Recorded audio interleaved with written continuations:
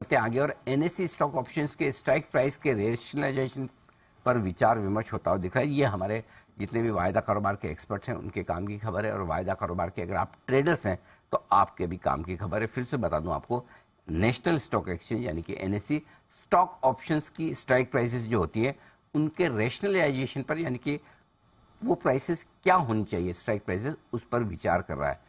ऐसा विचार क्यों किया जा रहा है, इसकी वजह क्या है और इसका असर क्या होगा, ये बताने के लिए ब्रजेश कुमार हमारे साथ इस वक्त तैयार।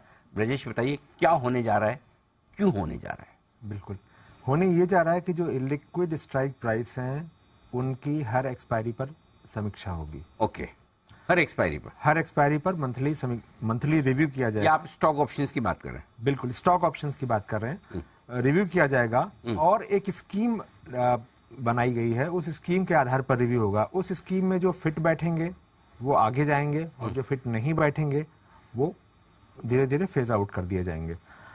अब अगर स्कीम में अनफिट है लेकिन जीरो ओपन इंटरेस्ट है तो वो तुरंत बंद हो जाएंगे। स्कीम में अनफिट है लेकिन ओपन इंटरेस्ट बना हुआ है तो वो उनको आगे बढ़ाया जाएगा और ये देखा जाएगा कि कब वो स्कीम के हिसाब से अनफिट हो रहे हैं और फिर जीरो ओपन इंटरेस्ट होने पर उनको बंद कर दिया जाएगा। अब किया क्यों जा रहा है?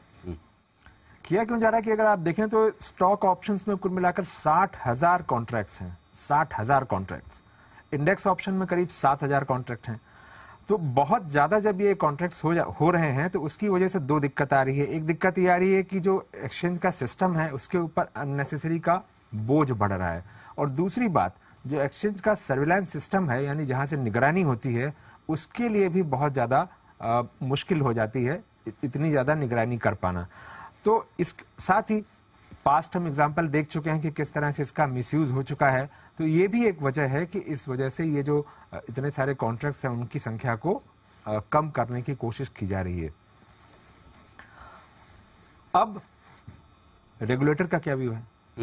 रेगुलेटर का व्यू यह है कि जहां बहुत ही कम ओपन इंटरेस्ट हो उसको सेटल करके कॉन्ट्रैक्ट को बंद कर दिया जाए।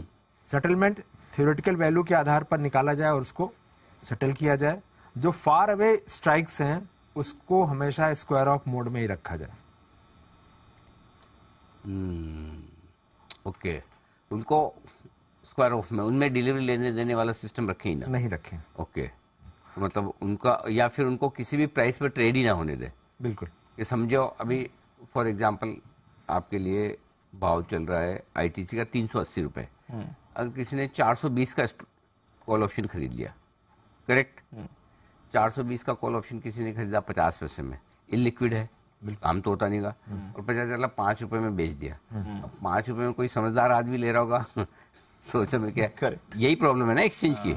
तो एक्सचेंज कह रहा है कि जो इतना फार अवे स्ट्राइक प्राइस का तो वो अब कैश सेटल ही होगा, उसमें आप वापस वो नहीं कर सकते, ऐसा? नहीं, बिल्कुल। अच्छा, बिल्कुल। अच्छा, इसमें एक इंटरेस्टिंग चीज है जी। बैक टेस्टिंग डेटा के आधार, जो बैक टेस्टिंग की गई है, कुछ नवंबर दिसंबर के नंबर्स लिए गए और उसके आधार पर देखा गया कि कहां पर कैसे कमी हो सकती है अगर ये स्कीम इंप्लीमेंट की जाती है। तो जो फार मंथ एक्सपायरी के कॉन्ट्रैक्ट्स हैं उसमें 71 से लेकर 79% तक के कॉन्ट्रैक्ट घट सकते हैं। मिडिल मंथ एक्सपायरी में 47 टू 88% तक की कमी हो सकती है, और जो नियर मंथ कॉन्ट्रैक्ट है वहां पे 23 से लेकर 73% तक कॉन्ट्रैक्ट्स में कमी आ सकती है। और जो ओवरऑल कॉन्ट्रैक्ट्स हैं, अगर ये स्कीम इंप्लीमेंट होती है तो 50 टू 60% तक कॉन्ट्रैक्ट्स की कमी हो सकती है, और जो वॉल्यूम है वो करीब 5% के आसपास कम होंगे। बिल्कुल ठीक बात है। तो ये है आपके लिए पूरा का पूरा स्ट्राइक प्राइस घटाने वाला मामला। अगर किसी विशेष टिप्पणी है इस मामले पर कि स्ट्राइक प्राइस स्टॉक ऑप्शंस की हटाने की, घटाने की, इलिक्विड स्टॉक ऑप्शंस में जो सोच रहा है एक्सचेंज ये सब कुछ करने का, कुछ आप में से कोई टिप्पणी देना चाहे तो? नहीं तो हम आगे बढ़ते हैं, क्योंकि वैसे तो